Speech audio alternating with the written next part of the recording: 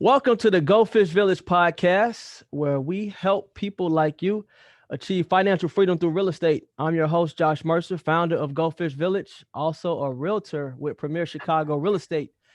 Today, we have an amazing guest. I think to date, this gentleman has the most units of anyone that's come on our show. It's attorney Darnell Lyles, who has a practice in Gary, Indiana. I'm not sure if you're in Chicago at all, but we're talking about real estate today.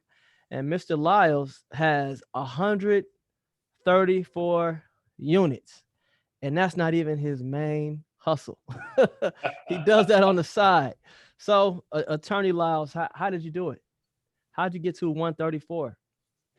Well, I before I got the 100 units is one building. It's a senior independent senior living facility. But before I got into that, I was into real estate in Gary, and I had sold all my real estate to concentrate on practicing law. And then some years after doing that, let's say that was maybe 1995 or whatever, I decided to get back into real estate. I had bought some land. It was 7.5 acres, which was across the street from my office. And I met a guy, and I had talked to him about, I'd like to do a mall here on this property. And I had the name for it in a schematic. We were going to call it Sand Hills Mall. And we had tried to get anchors like Sears or Walmart or whatever, and we were getting no play. And I had related this to a guy I met in South Bend. And so he said, well, why don't you do senior housing? So I said, that's interesting. How would I do that? So then he told me about the state giving money or tax credits to build senior housing. And so I investigated it and determined, well, this is something I could do. It's called tax credits. Every state gets an allocation from the United States government to build low and moderate income housing, and you can apply to get tax credits. It's a competitive process. And so we went through the process. We did the due diligence, which cost us maybe about $200,000 to do everything. You had to get a contractor. 200,000 before you even dig a hole? Yeah. You had to do, soil borings and this and that, and come up with your contractor to submit your application. Something tells me it was worth it. Oh, yeah. And so we got a tax credit allocation. And once they give you the allocation, you got to give them like $45,000. Can you tell me how the tax credit works before you get into too much detail? What is that? Sure. The way it works is if the state issues you tax credits, then you try to sell the credits to a corporation that needs to reduce their tax liability. So you want to sell them to banks or Google or any corporation that wants to reduce their taxes. Because if they buy your credits, that means they get a reduction in their taxes dollar for dollar. So if they buy $10 million in credits, they are not paying taxes on $10 million of their revenue. Mm-hmm. Okay. Now, they don't give you a dollar to dollar. They may say, we're going to give you 95 cents per dollar. Right. And so they never actually give you a dollar for dollar. It's negotiable. So you could get up to a dollar, but most of the time they don't give you a dollar. They give you 98 cents. So you got a float in there. And if that float causes you a gap between what you need to build your project, then you got to go to a bank or some other financing source or get what's called home dollars from your city to fill the gap so you can get your project done. When the project is done, the tax credit buyer owns about 99% of the project. And the developer gets a developer fee, which is typically $1 million or a little more, and owns about 1% of the project, so that the tax credit buyer can get the tax benefit of the project for the next 10, 15 years. Every state gets this money from the government so they can provide tax credits to developers in their states. So I'm sure it's in the Illinois Department of Housing Development. In Indiana, it's the Indiana Department of Housing Development, what we call ICTA. So I'm sorry, go ahead. So the corporation benefits by lowering their tax liability. You benefit by Getting the developer fee. Tax credit. The city or state or county benefits by what, job creation? Well, they benefit by, they get tax revenue. They benefit by, they got housing for lower and moderate income tenants. And they benefit by that they put housing production into their city. Now, what happened with me, which is an anomaly, when I came through my project, Joshua, it was after 2008, and the housing, as you know, the housing market had crashed, right? And the economy was in the tank. Yeah. So no corporation was buying tax credits. And so thanks to President Obama, he decided that if a state had given you an allocation of tax credits, the federal government would monetize the tax credits. In other words, give you the money to build your project, even though Google didn't buy your tax credits. You following me? Yes. Wow. So they gave you that money? Yes. Wow. But more importantly, praise God. I ended up, I agree. I ended up owning the project. Wow. Right? So my company, Serenity Lake Senior LLC, ended up owning the project. So that meant I get all the rents, I get all the tax benefits that would have gone to a tax buyer. Now, the normal way it would have happened, Joshua, I would have just gotten $1 million development fee, and then the tax credit buyers would have ended up with the project. Still not a bad situation. No, I mean, it was like a match made in heaven. Wow. So you really development team didn't anticipate. Wow. So that was a home run. That's what we call a home run. Yeah. Yeah. Man, how long ago was that? Well, we put the project in service. In other words, started to lease it up in 2011, August 2011. So how can you go into a business like this for senior housing when that's not your background? How can you do that? Well, I was always in the housing, even before the senior deal. Let me back up. So I graduated from Howard University in 1986, the law school. And the closest job offer I had, Joshua, to Chicago was the city of Gary's city attorney's office. Oh, okay. And so I got here, and they had assigned me to demolition court, code enforcement, whatever. So I'm in court. I see these people come in and say, well, this property isn't worth anything, blah, blah, blah. And I'm looking at pictures of the property. I grew up with real estate in Chicago on the west side because my parents and grandparents own real estate. So I'm looking at these people saying, oh, it's not worth anything. And I'm thinking to myself, every piece of real estate is worth something, right? Right. So I started buying properties in Gary. And that's how I started. Wow. So when you get this grant, or I forgot what it's called, from the government, this tax credit, and they turn it into cash, and they basically turn it into cash for you, you don't have to pay that back, right? No. So, but you do have to use it towards the project. Yeah, and it has to be committed for 15 years low and moderate income tenants. Actually, what you would consider rent okay. control, right? So Okay. it's 30 to 60% of the area median income that you have to rent people to. So we have people in the building, they got a 2-bedroom apartment that may be at the 30% of the area median income, and they're not paying any more than $250 a month for a 2-bedroom or 1-bedroom apartment. So is the government also subsidizing this?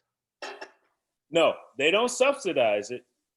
Their whole involvement is getting it built without you having to, expend Wow. billions of dollars to get it built. Wow.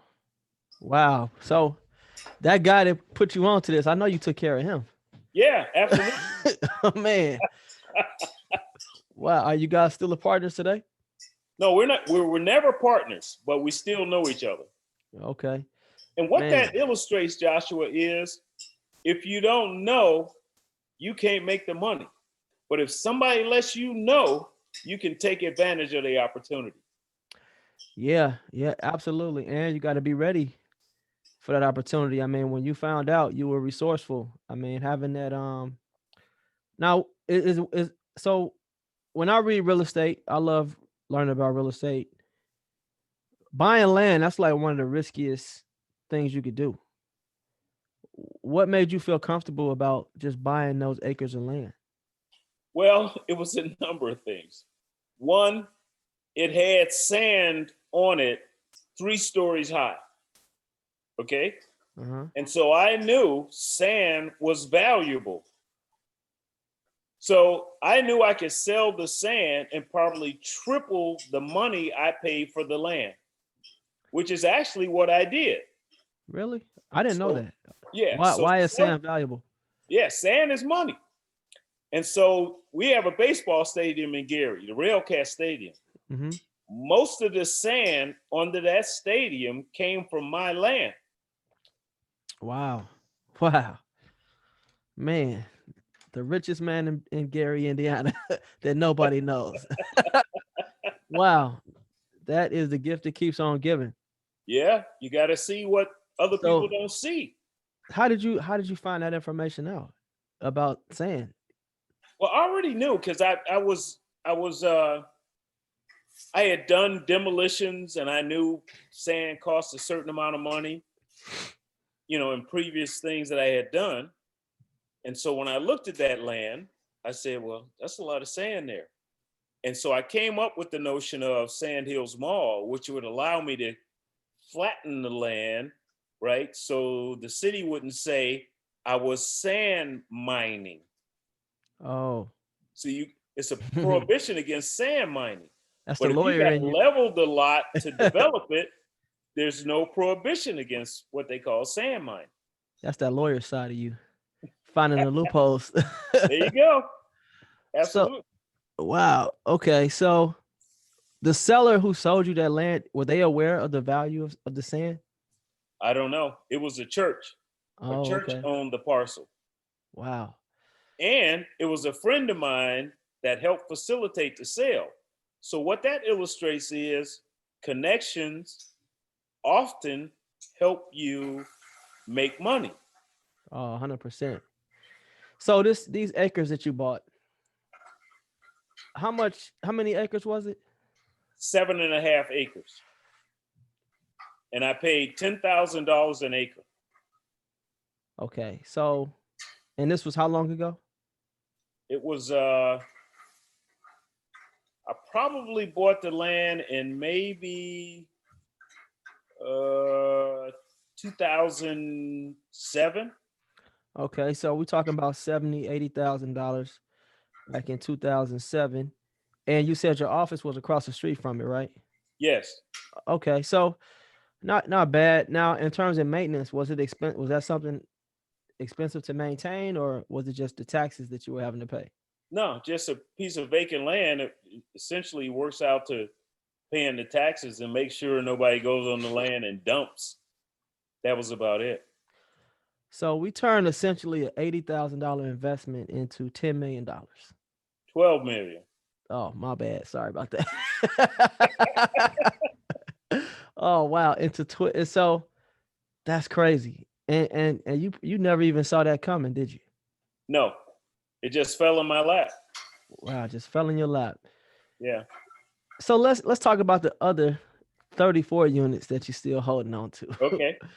um, did those come after this senior living home, or was it Oh, I had before? a few of them first. One of the buildings I actually bought in maybe 1989. I bought it for 400,000. I'm sorry, strike that. I bought it for $400. I used what's called at that time they had a program called rental rehab, Mhm. where if you tell HUD is, for instance, it's 50,000 to rehab the building, and you tell them you got your 25, they'll give you the other 25 if you agree to rent to Section 8 or lower moderate income tenants for a period of 10 years. At the anniversary date of every year, 10% of the HUD money is forgiven. So after 10 years, their 25,000 is forgiven. And that's how I started it. So I kept that building for 10 years. Then I sold it to a guy, Joshua. Mm-hmm. He kept it for 3 years. And then I bought it back from him for less than I sold it to him for. Really? And I still have it to this day. It's So by the train station in Gary, downtown Gary. so let's for people who may not know the demographics of Gary, Indiana, you know, from what I hear, and I'm from Chicago. Sure. We know Me Michael too. Jackson. We Mhm. know it was once a thriving city when steel mills were um, prevalent, but Yep. it has a reputation of being dilapidated. You know, Hmm. it really wouldn't be the place I would look to say, hey, I want to invest here. What makes Gary, Indiana, or places like Gary an attractive place to invest in real estate? Okay. Let me give you an example.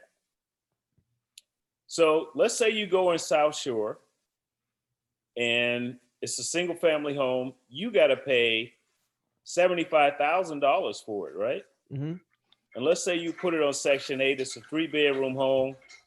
You could get $1,000, $1,200 for it, right? Yes. You could buy the same 3-bedroom home in Gary for 30,000 or 50,000 or 70,000, rent it for $1,000. Who got the better deal? Okay. So Gary wins in that instance. But Yeah. And here's the deal, Joshua. Everybody needs some place to live. I don't care where you are.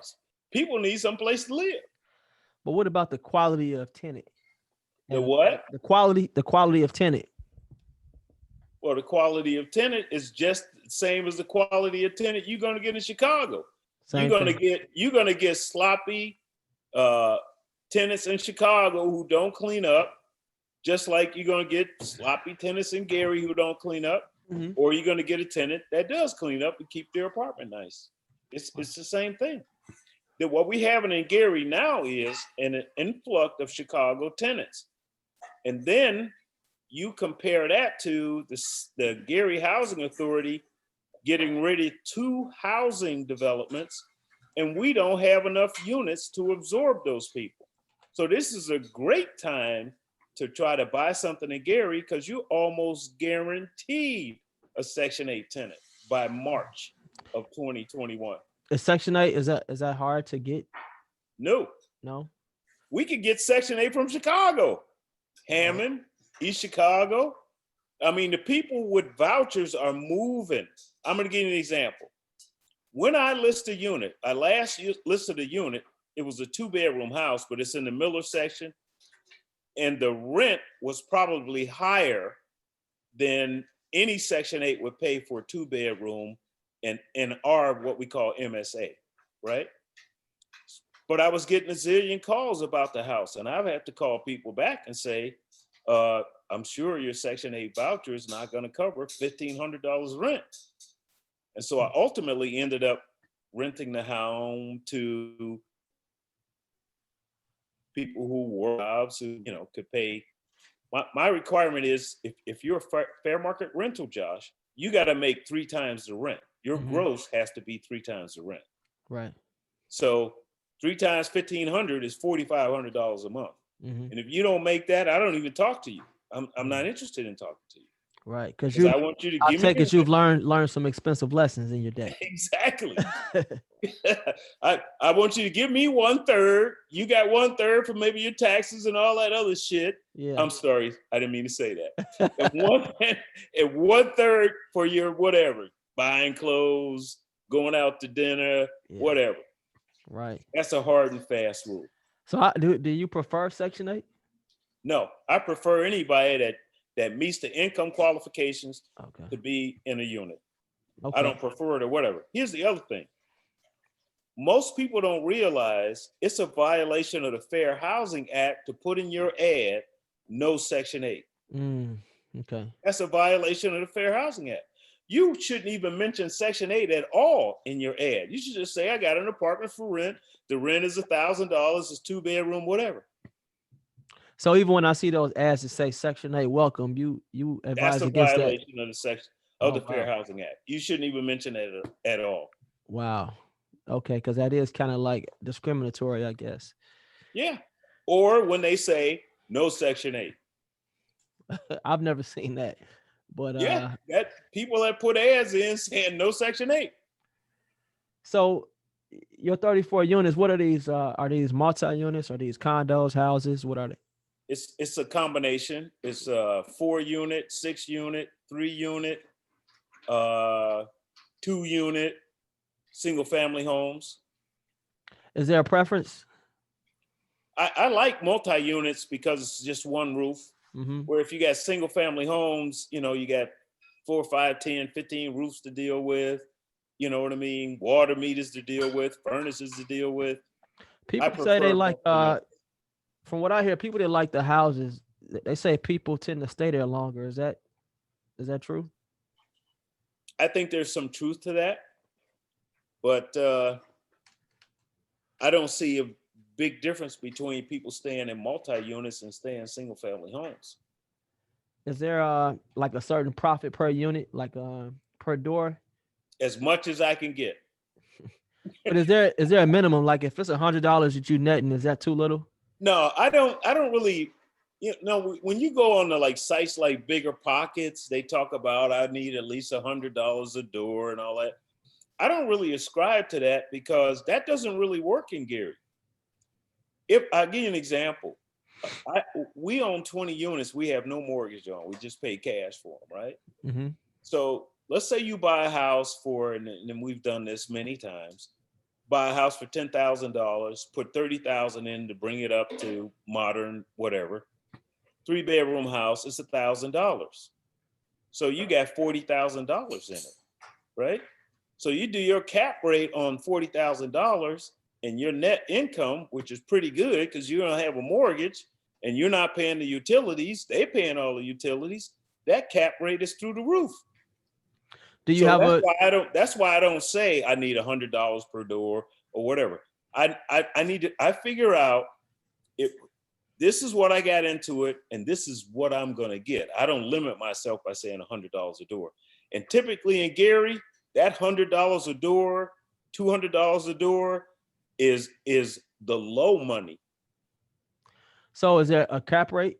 Like it has to be at least a minimum, like a 10% cap rate or something like that?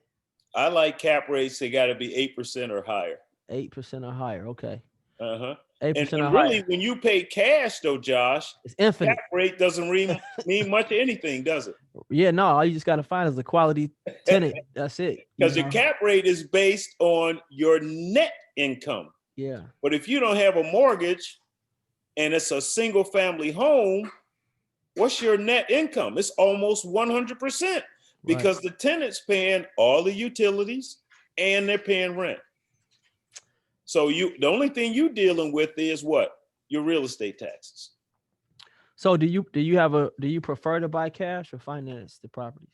It depends on the deal. It depends on the deal. Okay.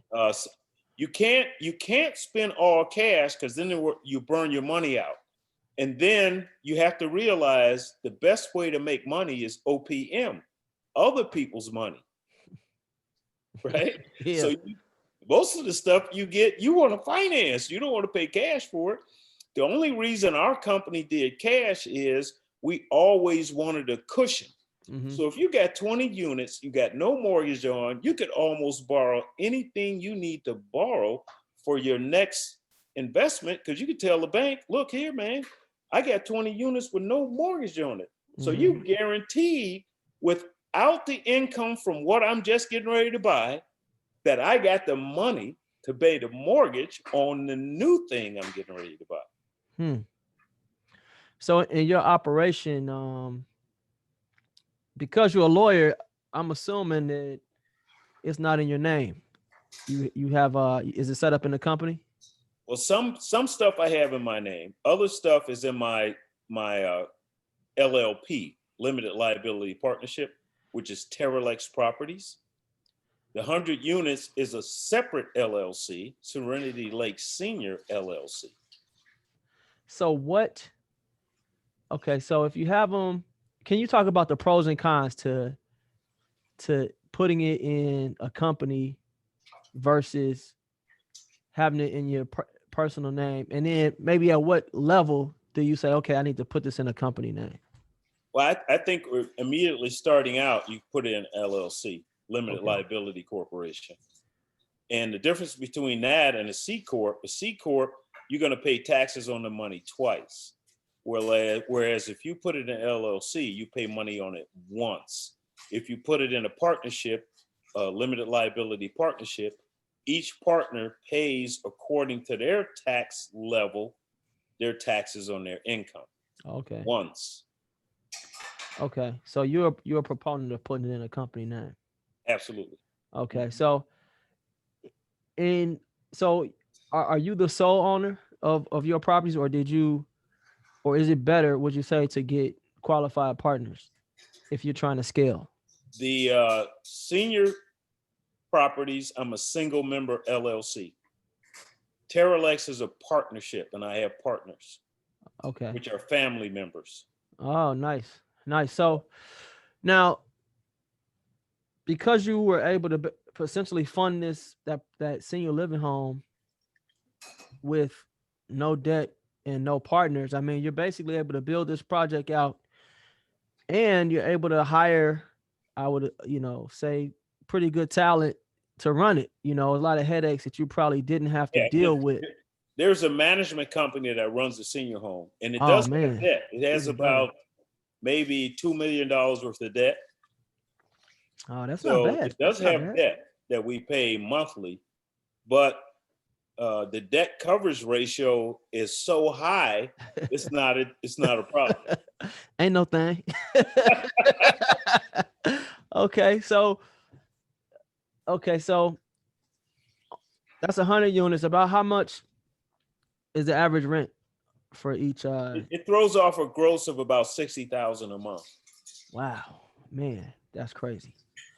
So that's awesome, man. So how did you feel once that deal was done? You probably had a huge smile, I'm sure. Well, I went into it thinking I'm just going to get the developer fee, which I had to split up with my partners, but ultimately I ended up owning the property. So it worked out pretty good. So I have a property I could ultimately sell. So let's say you keep it 15 years, you could sell it off. Actually, I could sell it now. But let's say you keep it for the holding period for Indiana Housing and Development, which is 15 years. So that takes me to 2026. So that's 6 years from now. I could sell the building, or I could go back and apply for additional tax credits, right? Mm-hmm. To upgrade the building again and get another developer fee. Whoa. Or I could say, okay, it's no longer low and moderate income. If you get a 2-bedroom in this place, it's $1,000. Yeah. Those are the other options you have with the place. I see you've thought this through. You gotta always look ahead. Yeah. Okay. So that's awesome, man. That's really awesome. So how uh passive is the income from that investment? It's purely passive. Wow. There's very little I have to do on that. The management company does everything. They'll call me and say, we got to do this. Do we have your permission? They give me reports every month and stuff like that. Now, the other units, we manage ourselves. Okay. Now, so the other 34 units, how passive is that? Well, it takes a little time, not a whole lot of time. You Mhm. know what I mean? I give you a real world example. So one of the tenants lives in what's called in the Miller section. You familiar with Miller? Yeah.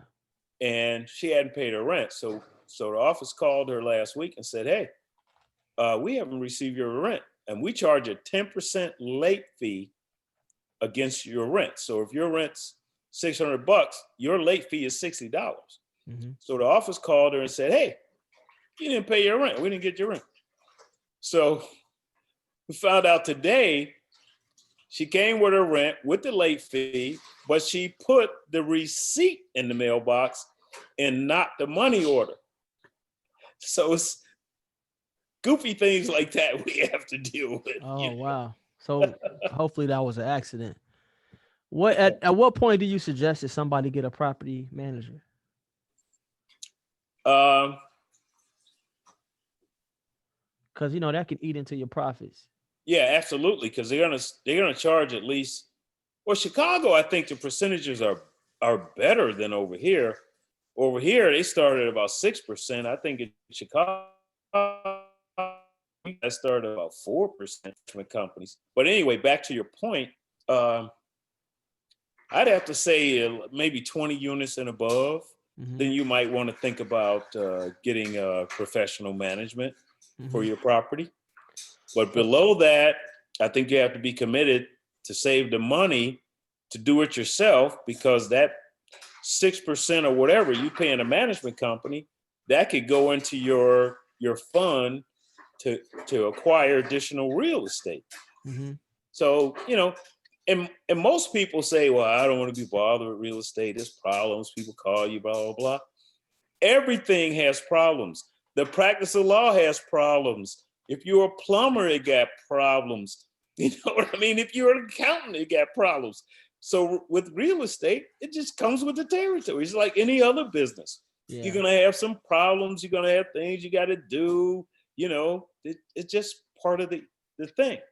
And that's what I tell people. Now, in terms of how to get started, in my opinion, Hmm. is to buy FHA first. So And if you can buy a 2-unit, 3-unit, 4-unit, that's the way you should start. that's when you're basically moving in and putting down 3.5%, 5%. Exactly. Okay. Because otherwise, Joshua, any other thing, you got to come up with 20%.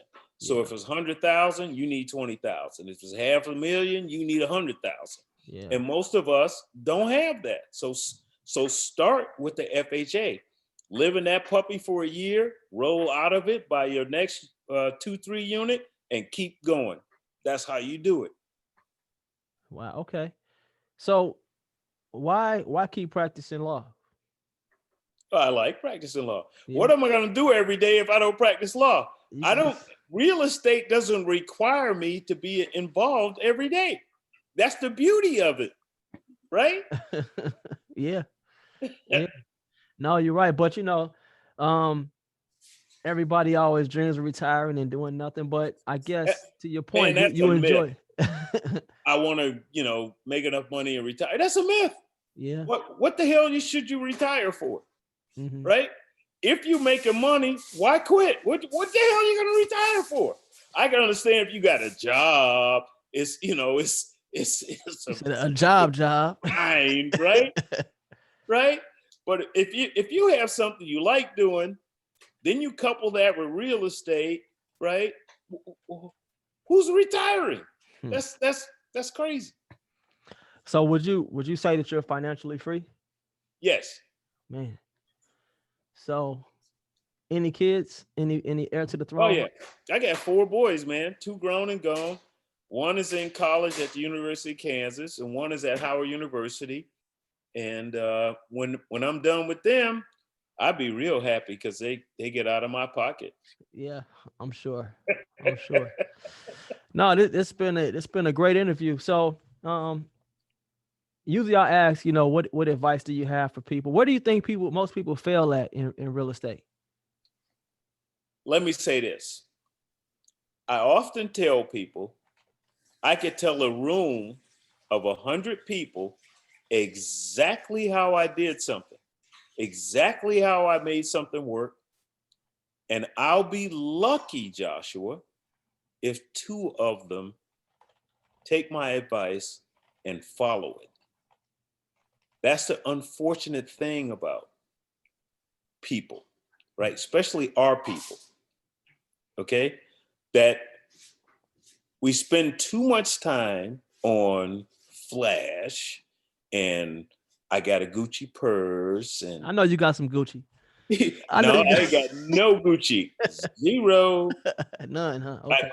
because my motto is I am not here to make another man rich, Mm, right?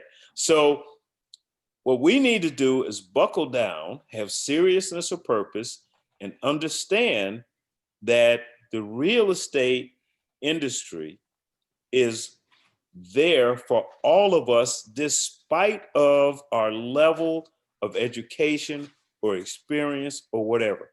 People can listen to your podcast and listen to what you say and go do it.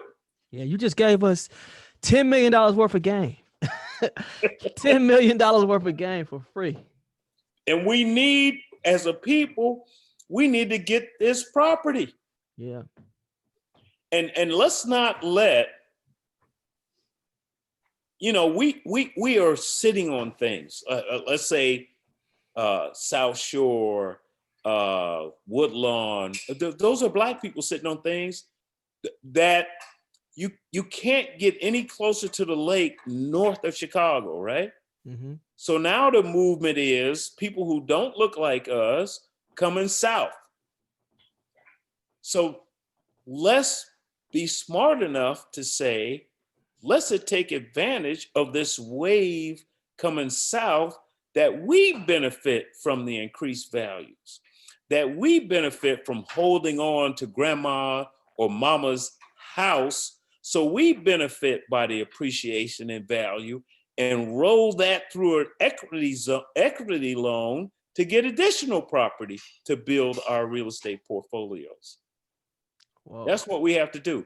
And I like what you're doing, trying to educate people, to say, wait a minute. We want to teach you how to fish Mm-hmm. so you can figure out how to make money. And just really in the real estate business, Josh, you figure out what's your niche, what's profitable for you. And guess what? You just keep doing the same thing over and over. Yeah. That's how you do it. It's like dollar cost averaging in stock market. Absolutely. So what about now? You got the 4 boys, and I think your advice was spot on. You got the 4 boys. What's your exit strategy? What are you doing to make sure that everything that you've achieved to this point continues on to your grandkids and their kids and so forth? Well, one of my boys actually works in the business now. He's an excellent carpenter, right? So he does rehabs in the units. He's working on a couple of units now. Then my other boys, I tell them, we have a real estate business. And what I give to you, you have to add to and grow so that your kids roll this business. I give them a story of the Jews, right? So a Jewish dude in 1930, he buys a 10-unit apartment building. It's 1930. The rent is $2 a month. 30 years later, he turned it over to his son. The rent is now $500 a month. His son keep it for 10 years. After 10 years of keeping it, the rent is $1,000 a month. By the time he turned it over to his son, that same building, the rent is $2,500 a month. So you see what I'm doing with that. Mm-hmm. You just, over time, no price stays the same, and you hold the real estate. We are buyers and holders, not buyers and flippers. Not if you flip, every time you flip, you got capital gains tax. But if you buy and hold, you got depreciation, you got this, you got the interest expense, you got all the tax benefits. And that's how we need to proceed as a people to push real estate into the next generation. That's what we have to do. If I was to say in real estate, you make your money on the purchase and not the sale, what does that mean? That means, and you hear that all the time, you make the real estate when you buy it, not when you sell it. That means you buy it at the right price. Okay? Mm-hmm. Because if you pay too much for it, by the time you sell it, your profit is not as good as it would be if you had bought it at the right price. Here's the other thing. If you overpay for it, and let's say you rent it, your return is less because you still paid too much for it to buy it. You got me? Got you. Yeah. Well, attorney Darnell Lyles, Gary, Indiana, also real estate mogul in Gary, Indiana. I appreciate you taking the time out and joining me today. Hey, I really like the invitation. And anytime you need to talk to me, call me up. You need some advice, or you got some people that want to shoot over to Gary to look around for some investments, please do. What I suggest people do, if you want to look in Gary, just go to, I don't know, realestate.com or whatever, put in your price range and see what's going on. There's a lot of opportunities in the city of Gary. It used to be a lot better in the section that was near the lake, but the prices now have started to really go up. So it costs you a little more to get in. But there are areas around Gary where you can buy, beautiful house, Joshua, beautiful house, brick, nice design, $75,000 if you want to live in it, or if you want to rent it. It's beautiful houses in Gary. You got what's called Man, Morningside. You It's got called what? Ambridge Man. Wait, Beautiful brick houses. what were those areas again? Horace Man, Uh-huh. Ambridge Man, Morningside, Emerson. Mm-hmm. Beautiful houses. Beautiful. The same houses that, if I don't know if you're familiar with Georgetown and Washington, D.C. Yeah. But the same houses that in Georgetown and Washington, D.C. that cost you $1 million, $2 million, you can buy in Gary for $75,000 to $100,000. Wow. Period. Okay. And you said if you were starting in real estate right now, if you had the option and somebody said, hey, you can buy this condo downtown Chicago, or you can buy this 4-unit building on the south side, same price, which one would you buy? The 4-unit for sure. Yeah. Okay. I'm gonna tell you about I don't know, maybe 3 years ago. I grew up in Chicago, so I have buddies over there. Most of my friends are actually in Chicago. And so I had a buddy call me and say, hey, you need to look at 7337 South Shore. I said, okay. So I went over there. They had a 1-bedroom, couple of them. You walk in the door and all you see is Lake Michigan, right? Mm-hmm. So when I walked in the door, Joshua, I knew I was going to buy that condo. I didn't really care how much it cost, right? Right. It cost me $30,000. To upgrade it, I put $7,000 in it. So I'm in $37,000. And so I rented it with the Chicago Housing Authority for, I think it's $970 or something like that. Wow. So there are opportunities over there. Anything on the lake or near the lake, across the street from the lake, is priceless if you talk about 5, 10, 15 years from now. And you expect to be here in 15 years, right, Josh? Absolutely. 100%.